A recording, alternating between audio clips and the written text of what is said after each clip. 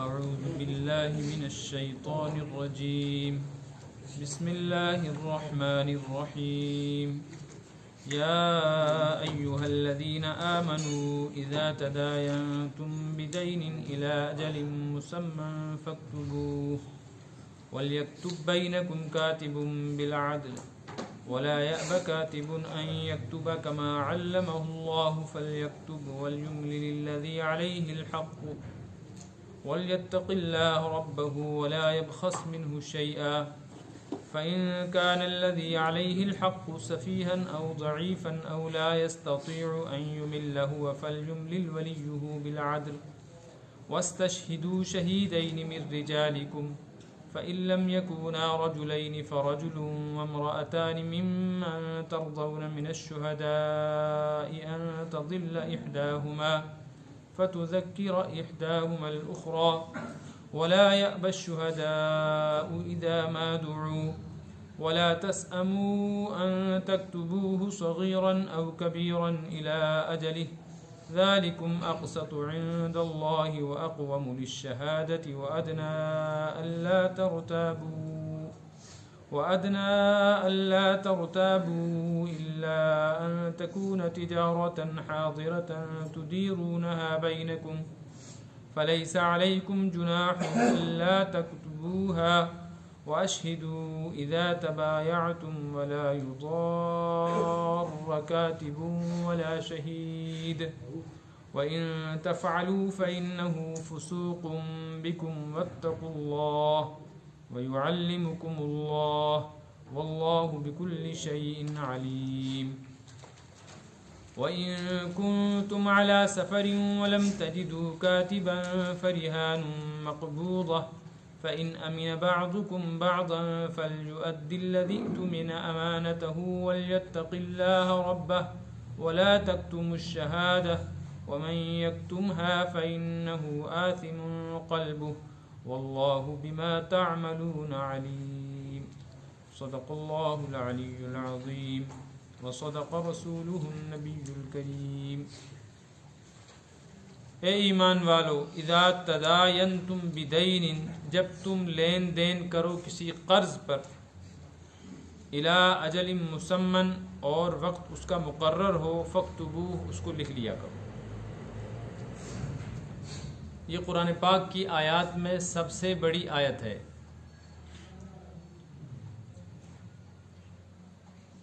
اور اس آیت کے اندر اللہ تعالیٰ نے معاملات کے کچھ اصول بیان کیے ہیں، لین دین کے، تجارت کے.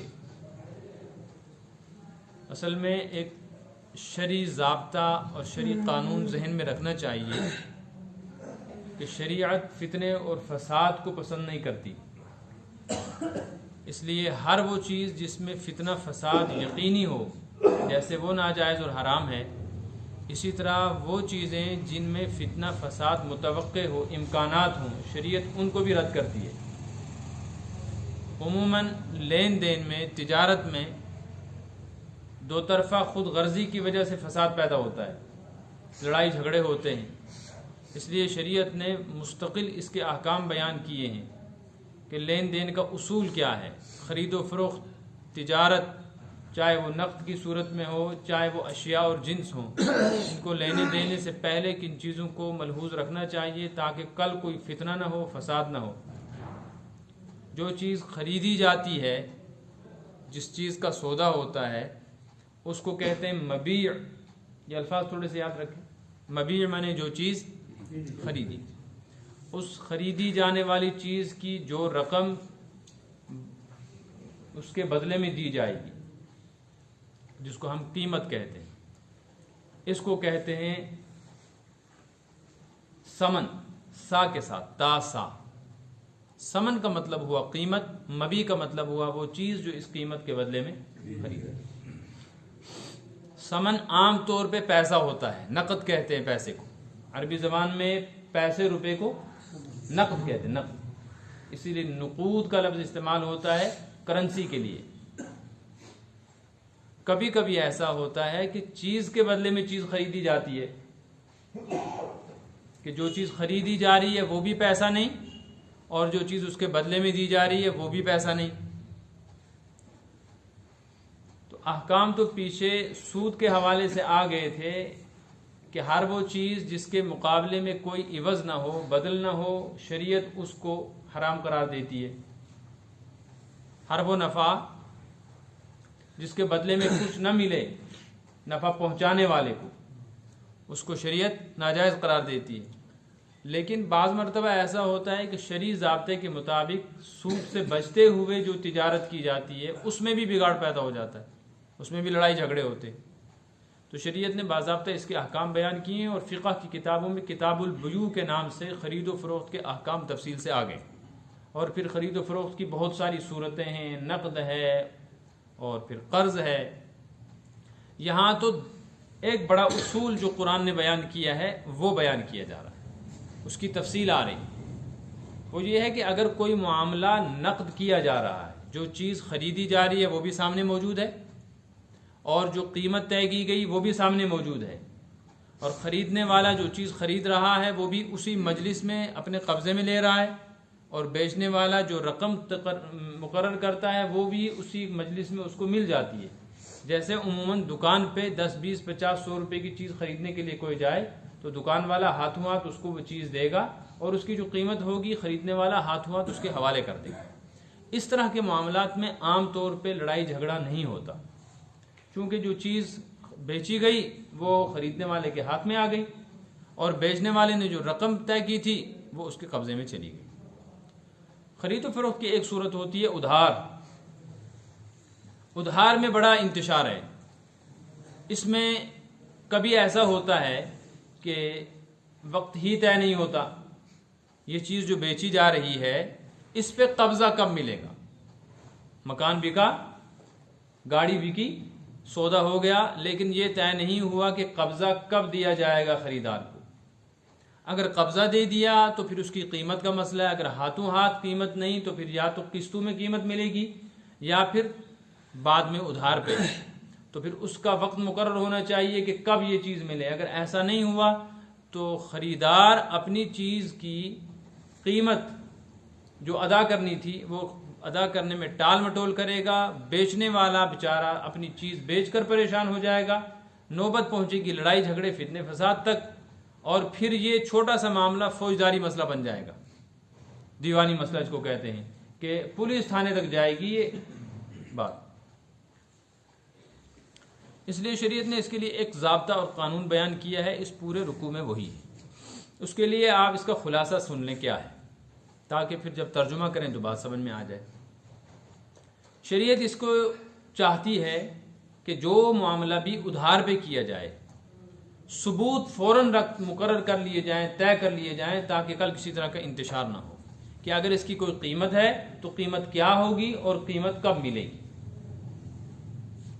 اور اس ثبوت کی صورت یہ ہے کہ جس آدمی نے ادھار پر کوئی چیز خریدی ہے، اب اس کی قیمت دینا تو چونکہ خریدار کے ذمہ ہے نا، تو خریدار خود اقرار نامہ لکھوائے کہ ہاں فلاں آدمی سے میں نے یہ چیز خریدی ہے، اس کی قیمت اتنے روپے بنتی ہے، آج کی تاریخ میں خریدی ہے، اور 6 مہینے 4 مہینے یا سال کے بعد یہ رقم مجھ کو ادا کرنی ہے۔ اس کو کہتے ہیں دستاویز لکھنا۔ ایک تو یہ چیز شریعت کہتی ہے اس کی پابندی کرو، معاملہ چھوٹا ہو یا بڑا ہو، جب ادھار پر ہے تو پھر اس کو لکھو۔ دوسری چیز، اس پر گواہ بھی مقرر کرو۔ صرف تحریر ہو اور گواہ نہ ہو تو یہ تحریر قابل قبول نہیں ہے، اس سے کل کوئی بھی منکر ہو سکتا ہے، یا بیچنے والا منکر ہو سکتا ہے کہ میں نے تو بیچی نہیں، گواہ کہاں ہے، یا خریدنے والا کہہ سکتا ہے کہ میں نے تو قیمت دے دی تھی۔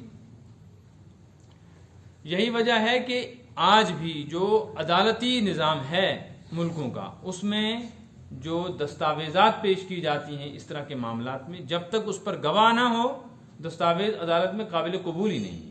اس لیے کوئی بھی دستاویز پیش کی جائے اس کے لیے گواہوں کا ہونا ضروری ہے، گواہوں سے پھر تصدیق کروائی جاتی ہے، بلکہ جہاں شک و شبہ ہو وہاں اس بات کی بھی تحقیق کی جاتی ہے کہ اس کاغذ کے اوپر جس آدمی کے دستخط ہیں وہ یہی گواہ ہے یا کوئی دوسرا ہے۔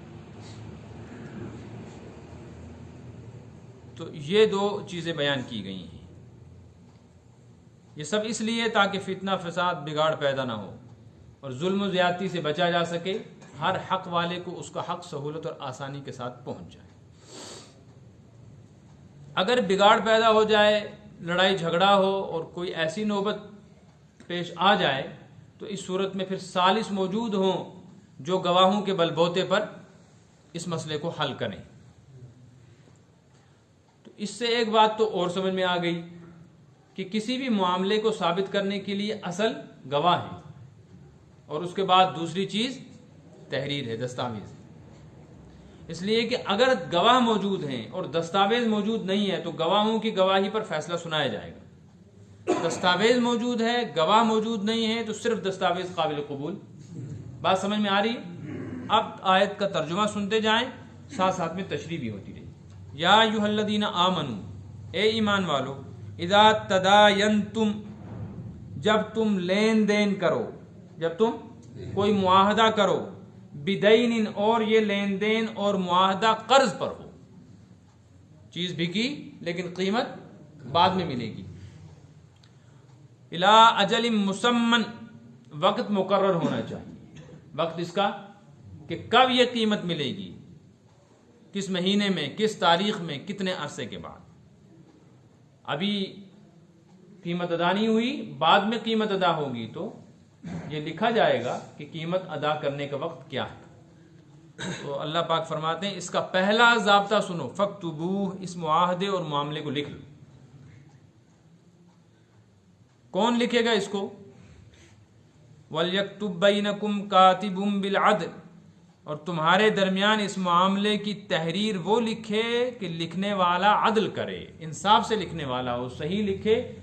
صحیح وہ لکھے گا جو ان دونوں میں سے کسی ایک کا حمایتی نہ ہو، کسی ایک کا موافق یا مخالف نہ ہو، غیر جانبدار آدمی لکھے۔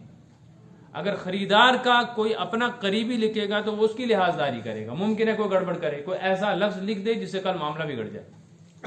اور اگر بیچنے والے کا کوئی حمایتی ایسی تحریر لکھے گا تو ممکن ہے وہ بھی اس میں کوئی مداخلت کرے، یا کل اعتراض ہو کہ اس کے تو بیٹے نے لکھا تھا، بھائی نے لکھا تھا، چچا نے لکھا تھا، دوست نے لکھا تھا۔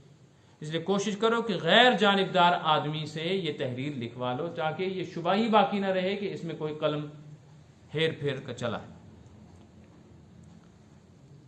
اب اگر ان دونوں میں سے کوئی لکھنے والا ہو، صحیح لکھنے والا، تو وہ خود لکھ سکتے ہیں، لیکن یہ لکھنا کس کی ذمہ داری ہے؟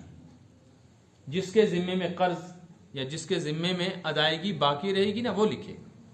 مثلا ایک آدمی نے اپنی گاڑی 5 لاکھ روپے میں بیچ دی، جس آدمی نے گاڑی بیچی اس نے اس آدمی کے حوالے چابی کر دی، اس نے کہا کہ 5 لاکھ روپے میں آپ کو 2 مہینے کے بعد دوں گا، تو ایک گاڑی کا بیچنے والا ہے اور ایک گاڑی کا خریدنے والا۔ تحریر لکھنا خریدار کی طرف سے ہونا چاہیے، اس لیے کہ اس کے ذمے میں ہے نا رقم، تو اس کا اقرار ہونا چاہیے کہ ہاں یہ ذمے میں ہے۔ تو تحریر کون لکھوائے؟ خریدار، جس کے ذمے میں ادائیگی باقی، کیونکہ ٹال مٹول اسی کی طرف سے ہو سکتا ہے، اس نے تو اپنی چیز حوالے کر دی ہے۔ وَلَا يَأْبَ كَاتِبٌ أَن يَكْتُبَ كَمَا عَلَّمَهُ اللَّهُ فَلْيَكْتُبْ، اور اگر کوئی کاتب لکھنے والا ہے جس کو اس کام کے لیے بلایا جائے کہ آؤ بھائی ہمارا یہ معاہدہ ہے تم اس کو لکھو، تو اس کو چاہیے کہ وہ انکار نہ کرے کہ نہیں میں نہیں لکھتا، میں تمہارے درمیان اس معاملے میں نہیں آتا۔ کیوں؟ کما علمہ اللہ، اللہ نے اس کو ایک نعمت دی ہے لکھنے کی، اس کو سکھایا ہے، اس کو چاہیے کہ اس سے مخلوق کا کام کرے اور اس معاہدے کو لکھ کر دے، بشرطے کہ اس کے اوپر دونوں کو اعتماد اور اعتبار ہو۔ وَلْيُمْلِلِ الَّذِي عَلَيْهِ الْحَقُّ، لکھوائے گا کون؟ فرمایا وَلْيُمْلِلِ الَّذِي عَلَيْهِ الْحَقُّ، اس کو وہ آدمی لکھوائے گا جس کے اوپر حق کی ادائیگی ابھی واجب، خریدار جس کے ذمے میں قیمت واجب ہے اور جس نے ادا کرنی ہے وہ لکھوائے گا، اس کی ذمہ داری۔ وَلْيَتَّقِ اللَّهَ رَبَّهُ، اس کے دو معنی ہیں، ایک معنی یہ ہے کہ جو لکھوا رہا ہے اس کو چاہیے وہ اللہ سے ڈرے، دوسرا مطلب ہے جو کاتب لکھ رہا ہے وہ کسی ایک کی حمایت اور جانبداری میں کوئی غلط لفظ نہ لکھے بلکہ وہ اللہ سے ڈرے، صحیح لکھے۔ وَلَا يَبْخَسْ مِنْهُ شَيْئًا، کوئی کمی نہ کرے، کمی کا ذکر آیا ہے، کمی بھی نہ کرے، زیادتی بھی نہ کرے، جو تحریر اصلاً معاہدے کے مطابق ہے وہ لکھے، یہ چیز بھی کی، فلاں موقع پر بھی کی، اس کی اتنی قیمت طے ہوئی اور فلاں تاریخ کو ادا کرنا اس آدمی کے ذمے میں رہ گیا، صاف لکھے۔ گول مول الفاظ نہ لکھے کہ کل قاضی کو جج کو خود ہی اس میں شبہ ہونے لگے کہ اس کا مطلب کیا ہے، اور کل یہ آدمی غلط بیانی کر کے صحیح کو غلط ثابت کر دے اور غلط کو صحیح. ایسا نہ کرے، صاف اور واضح لکھے. لیکن ایک پریشانی ہے، یہ اسلام کا نظام عدل ہے، اس کو آگے آپ دیکھ لیں گے کیا آئے گا. آج کوئی بھی آدمی اس طرح کی تحریر لکھنے کو جلدی سے تیار نہیں ہوتا، اور گواہ بنانے کا بھی حکم ہے، لیکن کوئی آدمی جلدی سے گواہ بننے کو آج تیار نہیں ہوتا. اس کی وجہ یہ ہے کہ دنیا کے اندر اس طرح کے معاملات میں فیصلہ کرنے والوں نے اتنی پیچیدگیاں پیدا کر دی ہیں، اتنے سخت مسائل کھڑے کیے ہیں کہ آج جو آدمی مدعی اور مدعا علیہ ہے، جس نے عدالت میں دعویٰ کیا وہ اور جس کے خلاف دعویٰ کیا وہ، جس طرح وہ عدالت کے چکر کاٹتے رہتے ہیں اور فیصلہ کرنے والوں کے دروازوں پر جاتے آتے رہتے ہیں اور مدت تک ان کے فیصلے نہیں ہوتے، اسی طرح ان لکھنے والوں، دستاویز لکھنے والے عرضی نویسوں کو اور ان کے گواہوں کو بھی عدالت اور تھانوں میں بار بار بلایا، واپس کیا جاتا ہے، فیصلہ نہیں ہوتا. تو ان کو مسائل ہیں ان کے لیے کہ ان کا اپنا کام کا حرج ہوتا ہے، اپنا نقصان ہوتا ہے. وہ سمجھتے ہیں کل یہ بگڑے گا معاملہ تو ہمیں عدالت میں بار بار جانا پڑے گا، اس لیے کوئی یہ پریشانیاں مول لینے کو تیار نہیں. اسلام نے اس لیے کیا تھا کہ اسلام کے نظام عدل میں قاضی کے پاس جو قضیہ چلا گیا بس یہ ایک ہی پیشی پر حل ہو جائے گا. ابھی گئے، قاضی سنے گا اور مسئلہ حل کر دے گا.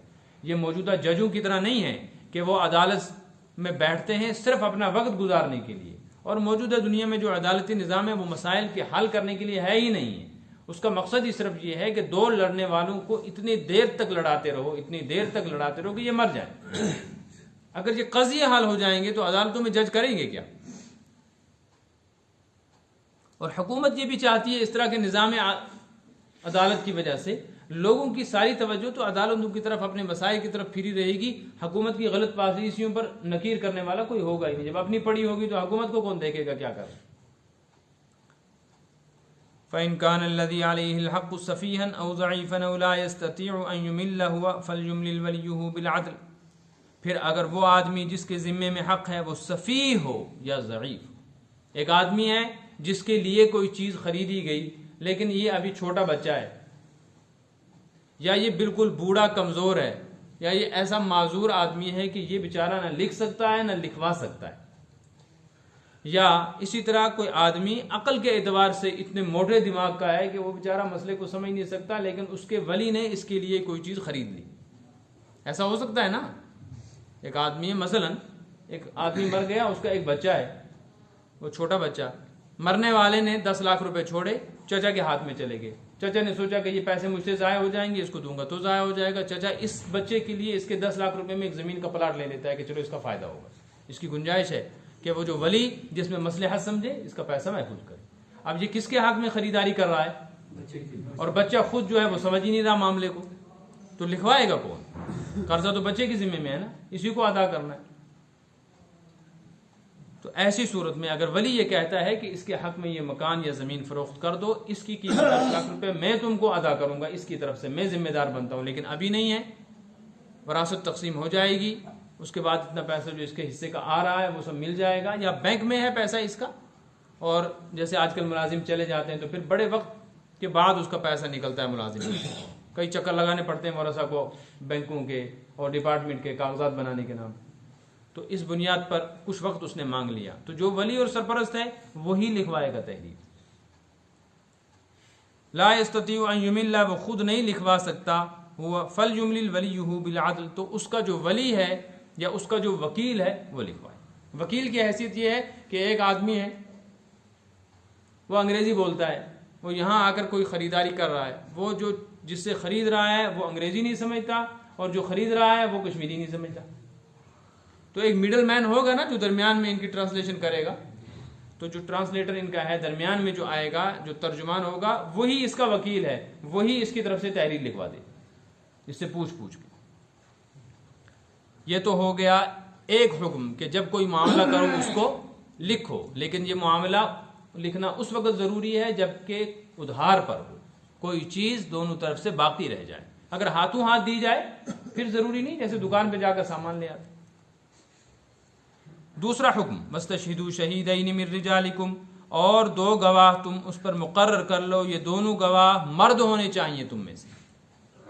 مرد ان کی صفت یہ ہو کہ وہ عاقل ہوں، بالغ ہوں، باشعور ہوں.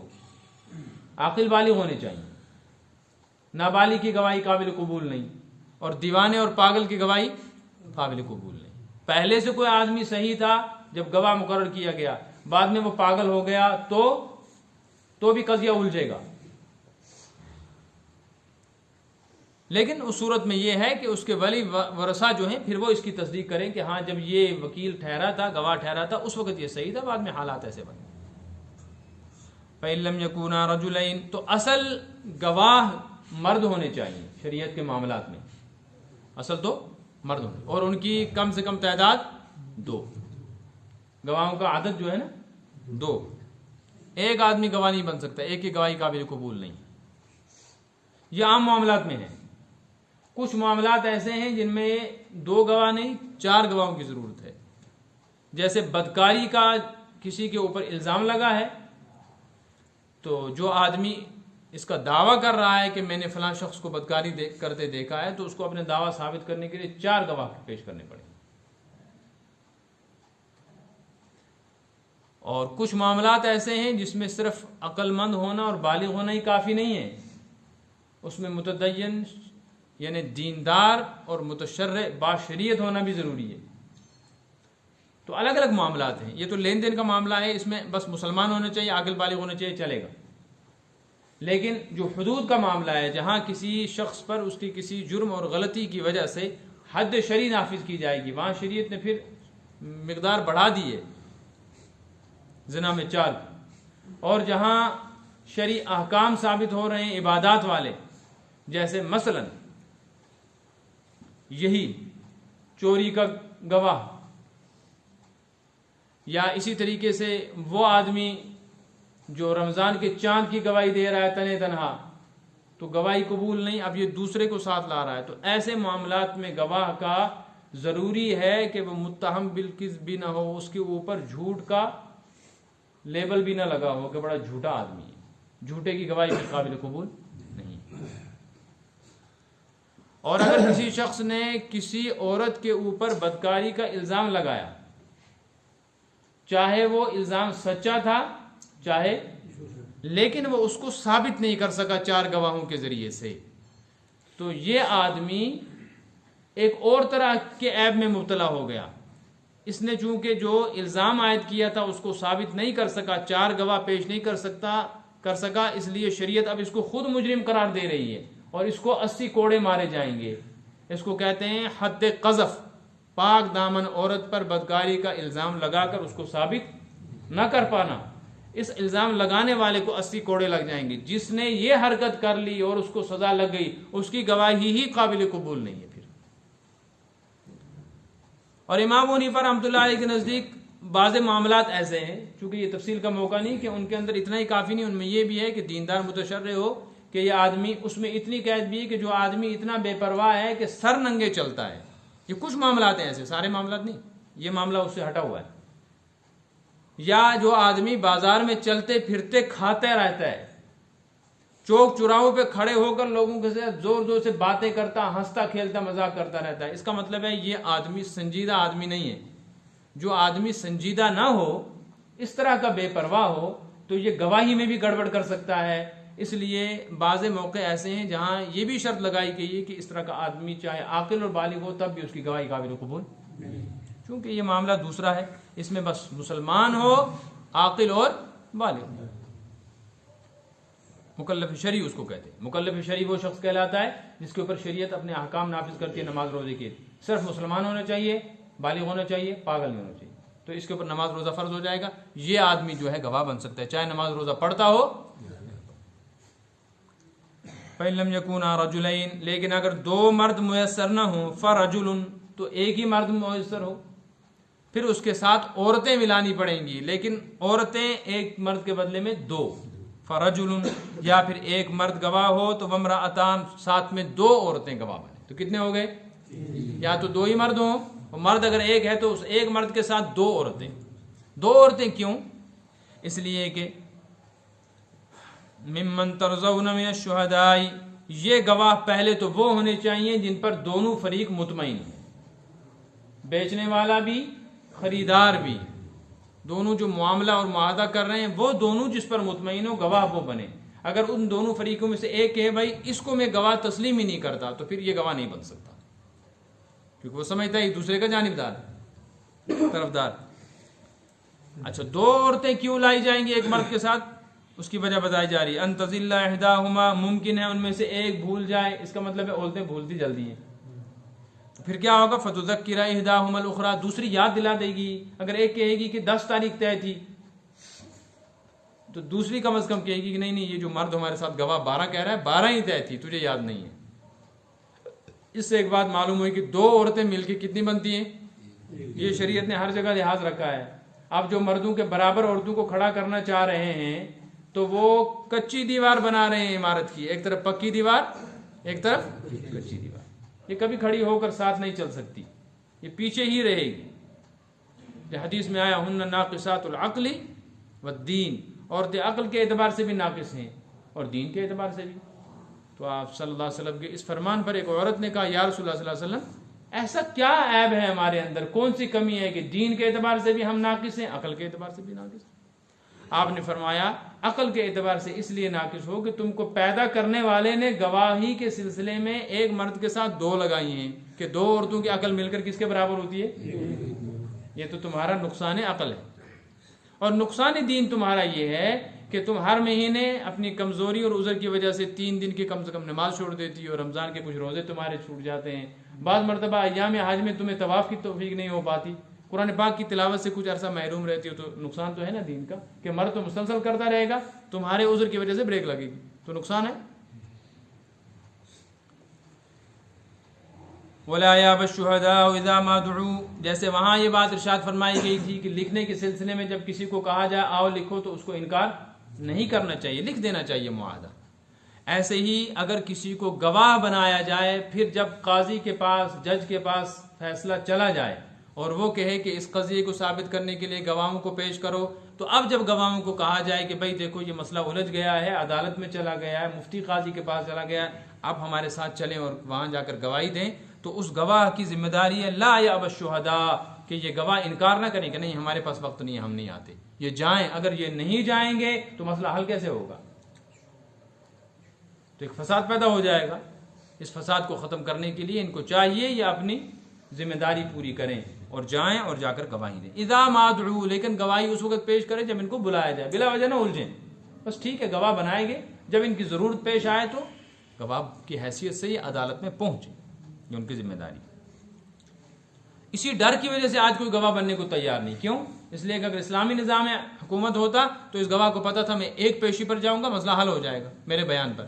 آج جج کو پتہ ہی نہیں وکیل کیا کہہ رہا ہے، مدعی کیا کہہ رہا ہے، مدعا علیہ کیا کر رہا ہے، اس نے یہ پڑھا ہی نہیں ہوتا بیچارے نے، وہ الجھا رہتا ہے۔ ایک چھوٹے سے معاملے کو 10 سال عدالت میں گھسیٹتے ہیں، 10 سال کے بعد فیصلہ ہوتا ہے کہ فلاں آدمی بری ہے، تب تک وہ قبر میں پہنچ چکا ہوتا ہے، اس کے چہارم چہلم سب ختم ہو چکا ہوتا ہے۔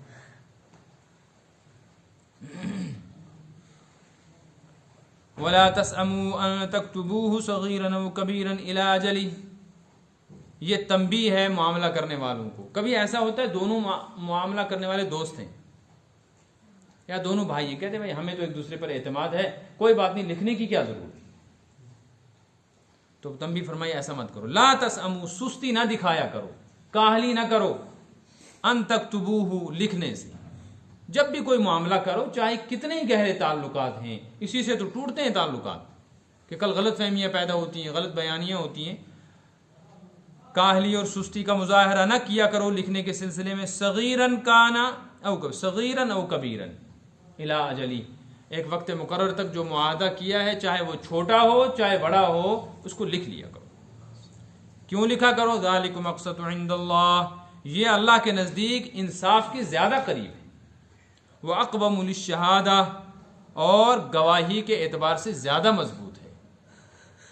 کیوں؟ اس لیے کہ گواہ جب تحریر بھی پیش کرے گا تو تحریر اور گواہ دونوں چیزیں ملیں گی تو زیادہ مضبوط ہو جائے گا نا معاملہ، اس لیے لکھا بھی کرو، تو دونوں چیزیں کرو، تو اصل گواہ ہیں لیکن ساتھ میں گواہوں کو چاہیے وہ تحریر اور دستاویز بھی لکھوا لیں، دستخط بھی کر دیں۔ وَأَدْنَىٰ أَلَّا تَرْتَابُوا، اور یہ اس کے زیادہ قریب ہے کہ تم شبہ میں نہ پڑو، یعنی اس کا ایک فائدہ یہ بھی ہے کہ جب تحریر بھی ہوگی تو شک و شبہ باقی نہیں رہے، واضح ہوگا۔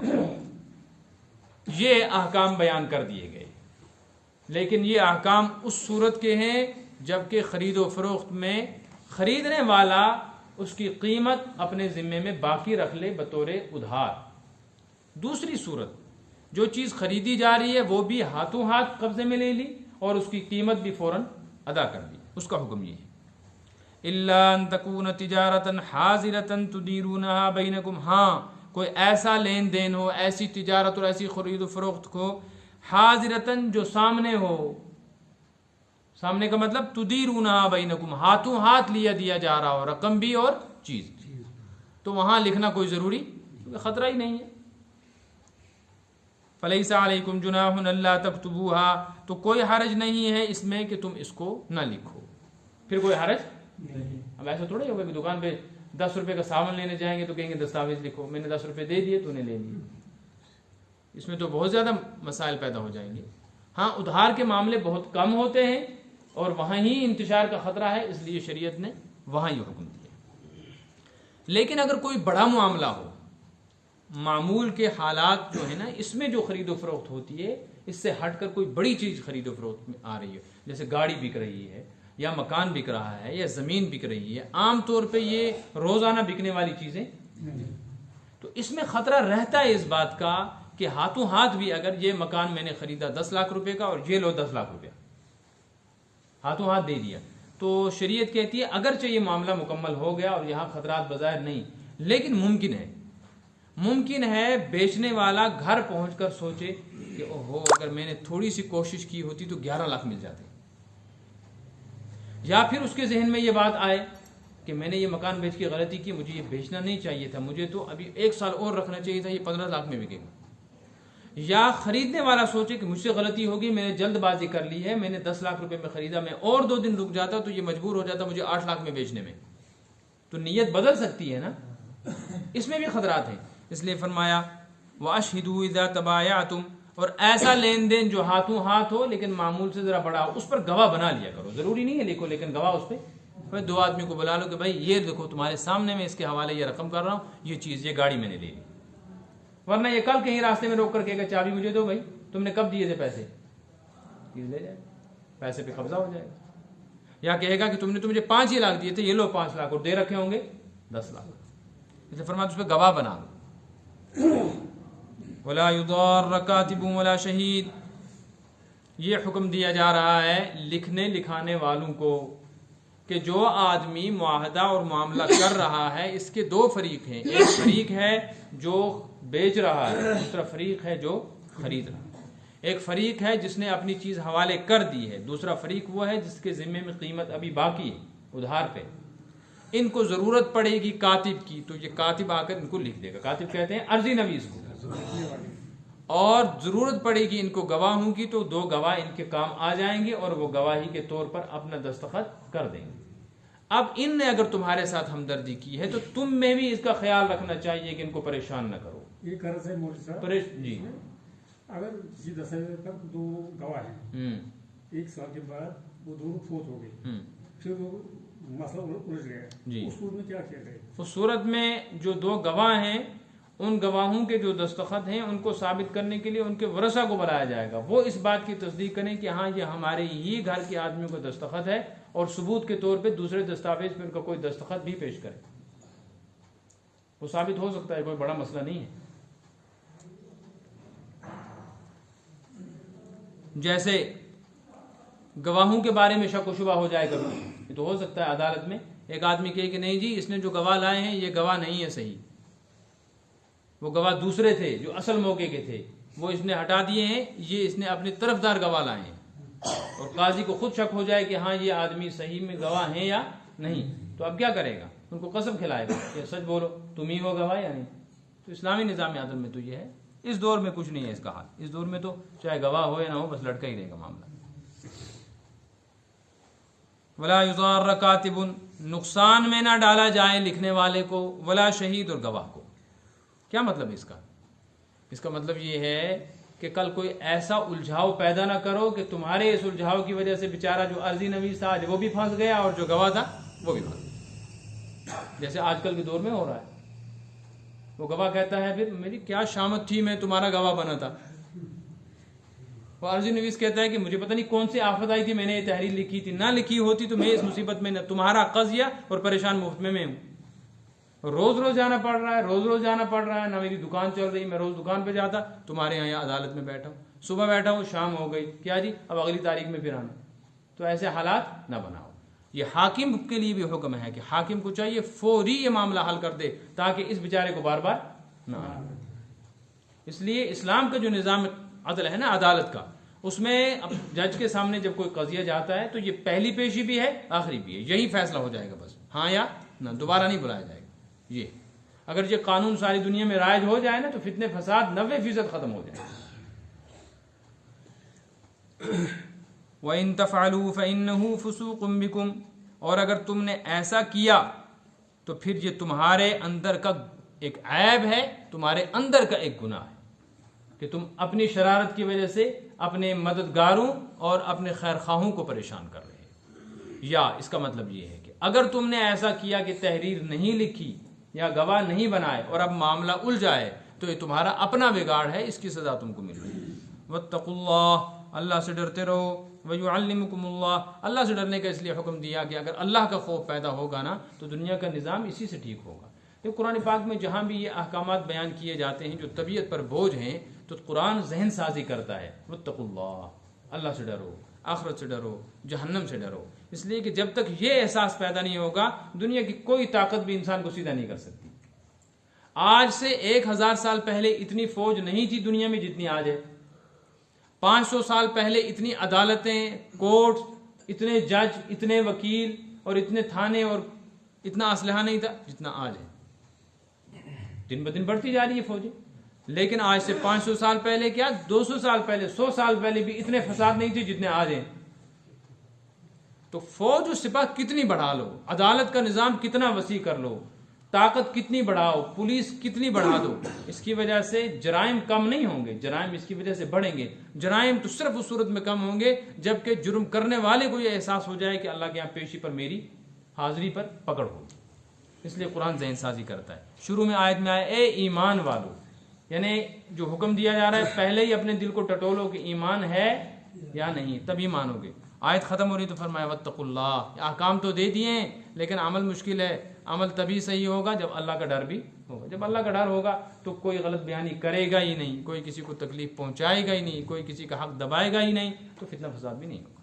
وَيُعَلِّمُكُمُ اللَّهُ، اللہ تعالیٰ تم کو کیسا علم سکھا رہا ہے کہ تمہیں پتہ نہیں تھا. اس سے ایک بات معلوم ہو گئی، کہ قرآن پاک کی اس آیت سے پہلے اس طرح کے معاملات میں لکھنے پڑھنے کا کوئی رواج نہیں تھا. قرآن نے آ کر یہ چیز دی دنیا کو، اور اسی چیز کو سامنے رکھ کر ساری دنیا کا نظام حکومت اس وقت جو ہے وہ ضروری سمجھتا ہے کہ کوئی بھی معاہدہ چاہے فرد کا ہو، چاہے ادارے کا ہو، چاہے ملک کا ہو، اس کو لکھا جاتا ہے. کہ ملکی سطح پر دو ملک آپس میں اگر کوئی معاہدہ کرتے ہیں اسلحے کی خرید و فروخت کا، تجارت کا، قرض کا، تو اس کو بین الاقوامی سطح پر لکھا جاتا ہے اور کہتے ہیں دونوں ملکوں کے صدروں نے دستخط کر دیے.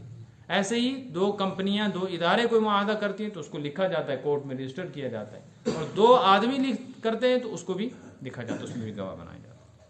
واللہ بکل شیء علیم، اللہ پاک ہر چیز کا علم رکھتے ہیں، لہذا تمہارے اندر و ظاہر و باطن کا بھی علم ہے، اللہ کو اس پر پکڑ بھی ہوگی. وَإِن كُنتُمْ عَلَى سَفَرٍ وَلَمْ تَجِدُوا كَاتِبًا، اور اگر تم یہ معاہدہ ایسی جگہ کر رہے ہو کہ تم سفر میں ہو، دو آدمی ہیں وہ ایسی جگہ جا کر یہ معاہدہ کر رہے ہیں کہ وہاں کوئی لکھنے والا موجود نہیں. یہ سفر میں بھی ہو سکتا ہے، سفر کے علاوہ بھی ایسی صورت پیش آ سکتی ہے کہ ہے ہی نہیں کوئی آدمی جو لکھے، ہے ہی نہیں کوئی آدمی جو گواہ بنے. سمجھ میں آئے؟ تو اب کیا کریں؟ شریعت فرماتی ہے اس صورت میں فریحان مقبوضہ، جو خریدار ہے، خریدار نے جو چیز خریدی ہے اس کی قیمت اس کے ذمے میں واجب رہ گئی جب تک یہ قیمت دے گا. چونکہ تحریر بھی نہیں ہے اور کوئی گواہ بھی اس وقت نہیں ہے تو اس کو کیسے اطمینان رہے کہ میری چیز ضائع نہیں ہوئی، مجھے قیمت ملے گی. اس کو چاہیے اس کے بدلے میں کوئی قیمتی چیز گروی رکھے اس کے پاس کہ یہ رکھو تم اپنے پاس، جب میں قیمت دوں گا یہ مجھے واپس دے دینا، اس پہ قبضہ لے. بات سمجھ میں آئی؟ بات سمجھ میں آ رہی ہے؟ جیسے مثال کے طور پہ ایک آدمی کہتا ہے آپ کی یہ دکان میں خریدتا ہوں، کتنے لاکھ کی؟ کہ یہ 5 لاکھ روپے کی دکان ہے. کب دو گے پیسے؟ وہ کہتے ہیں میں 5 دن کے بعد دوں گا، قیمت 5 دن کے بعد، دکان کی چابی ابھی وصول کر لو۔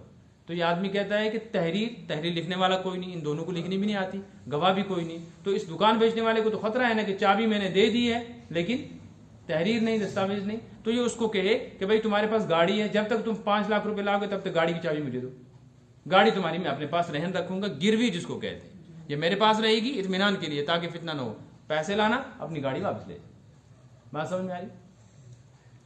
لیکن ایک بات ذہن میں رکھنی چاہیے کہ گروی چیزوں سے نفع اٹھانا حرام ہے۔ اب یہ جو گاڑی اس نے گروی رکھی ہے نا، یہ صرف اس لیے رکھی ہے کہ 5 لاکھ روپے مجھے 5 تاریخ کو مل جائیں، 5 تاریخ تک یہ گاڑی اس کے پاس گروی ہے اور اس کا صرف اس پہ قبضہ ہے، اس کو استعمال کرنا جائز، اس کو استعمال کرنا ناجائز، حرام میں اس کو استعمال نہیں کر سکتے۔ اس لیے قرآن کہتا ہے فریحان، گروی رکھو مقبوضہ، لیکن قبضہ ہی کرو اس پر، اس چیز کو استعمال نہ کرو۔ ایسے اگر کوئی جانور رکھ دیا ہے کہ گائے اپنی رکھو اور گائے دودھ دیتی ہے تو اس گائے کا دودھ استعمال کرنا اس آدمی کے لیے ناجائز نہیں ہے، دودھ نکال کے اسی کے حوالے کرے، اور اگر دودھ استعمال کر لیا ہے تو اس کی قیمت دینی پڑے گی الگ سے، بھائی 5 دن تمہاری گائے میرے پاس رہی، آج تم 1 لاکھ روپے لے آئے گائے لے جاؤ، لیکن 5 دنوں میں اس نے 5 کلو روزانہ دودھ دیا تو 25 کلو ہو گئے، اور 50 روپے دودھ کا کلو ہے تو 50 روپے کے اعتبار سے اپنے پیسے دے جاؤ، یہ الگ سے دینے پڑے۔ فَإِنْ أَمِنَ بَعْضُكُمْ بَعْضًا فَلْيُؤَدِّ الَّذِي اؤْتُمِنَ أَمَانَتَهُ وَلْيَتَّقِ اللَّهَ رَبَّهُ، اور اگر تم میں سے ایک کو دوسرے پر کامل اعتماد ہو، امین بعضکم بعضا، مطمئن ہو ایک دوسرے سے کہ کوئی دھوکہ دہی نہیں ہوگی، تو پھر کیا کرے؟ اب جس آدمی نے لے لیا ہے نا یہ مکان یا زمین یا چیز، اس کو اب جو واپس کرنی ہے قیمت، تو اس کو چاہیے فَلْيُؤَدِّ الَّذِي اؤْتُمِنَ أَمَانَتَهُ، جس کے اوپر امانت کا بوجھ رکھا گیا، اس پر اعتماد کیا گیا کہ یہ اس کی قیمت کو کھائے گا نہیں، دبائے گا نہیں، اس کو چاہیے یہ قیمت ادا کر دے، ٹال مٹول نہ کرے، دھوکہ نہ دے، غلط بیانی نہ کرے۔ وَلْيَتَّقِ اللَّهَ رَبَّهُ، اور یہ تب ہو سکتا ہے جب یہ اپنے رب سے، اللہ سے ڈرنے والا۔ وَلَا تَكْتُمُوا الشَّهَادَةَ، اور گواہیاں نہ چھپایا کرو۔ اس کے کئی معنی ہیں، ایک معنی یہ ہے کہ اگر گواہ کسی قضیے پر موجود ہوں تو گواہ سامنے لائے جا سکتے ہوں تو ان کو پیش کر دو، گواہ کو اس وجہ سے آنے سے روکنا کہ یہ آدمی گواہ لے آئے گا تو میرے خلاف فیصلہ ہو جائے گا، اس لیے ایسی رکاوٹیں پیدا کرنا کہ گواہ ہی عدالت میں نہ پہنچ سکے، یہ بھی ناجائز ہے۔ اور دوسرا حکم یہ ان کے لیے جو گواہ ہیں کہ جب تم کو بلایا جائے تو صاف آ کر گواہی دے دو، ٹال مٹول کی بات گول مول کی نہ کیا کرو اور انکار بھی نہ کیا کرو۔ وَمَن يَكْتُمْهَا فَإِنَّهُ آثِمٌ قَلْبُهُ، جو آدمی گواہی ظاہر نہ کرے اور گواہی کو چھپا لے اور موقع پر گواہی نہ دے تو اس کے دل میں ہی پھر گناہ کا عیب ہے، گندگی ہے، دل ہی گندا ہے اس کا، کیونکہ دل کا کھوٹ ہی ایسا کرواتا ہے انسان۔ واللہ بما تعملون علیم، اللہ تعالیٰ تمہارے عملوں سے باخبر ہے، لہذا تمہارے عملوں پر اچھا ہو یا برا تم کو جزا ملے گی۔ یہ ایک معاملہ اور معاہدہ جو تجارت کا ہے اس کا اصول بیان کیا گیا کہ گواہ بنائے جائیں اور ساتھ میں تحریر بھی لکھ لی جائے تاکہ کل جب قیمت ادا ہونے کا وقت آئے تو خریدار آسانی کے ساتھ قیمت ادا کر دے اور جس نے چیز بیچی ہے اس کو اپنی قیمت وقت پر مل جائے۔ اور اگر یہ چیز نقد مل رہی ہے ہاتھوں ہاتھ تو اس صورت میں تحریر لکھنا ضروری نہیں، گواہ بنانا بھی ضروری نہیں، لیکن بہتر ہے گواہ بنا لو۔ ممکن ہے کل یہ چیز قیمتی ہونے کی وجہ سے کسی ایک فریق کے ذہن میں کھوٹ پیدا ہو، اس کی وجہ سے یہ مسئلے کو الجھا دے۔ تیسرا حکم یہ ہے کہ جو آدمی بحیثیت عرضی نویس کسی تحریر کو لکھنے کے لیے بلایا جائے یا کسی آدمی کو گواہ کے طور پر دونوں فریق متعین کرنا چاہیں تو اس کو چاہیے کہ وہ رضا و رغبت سے اس معاملے میں گواہ بن جائے اور تحریر لکھ دے، یہ اجر کا کام ہے۔ اللہ تبارک و تعالی ہم سب مثال مے ہیوت کچھ رۄپیہِ ہتھ یہ کتاب لاگان زٕ ہتھ مثال کے طور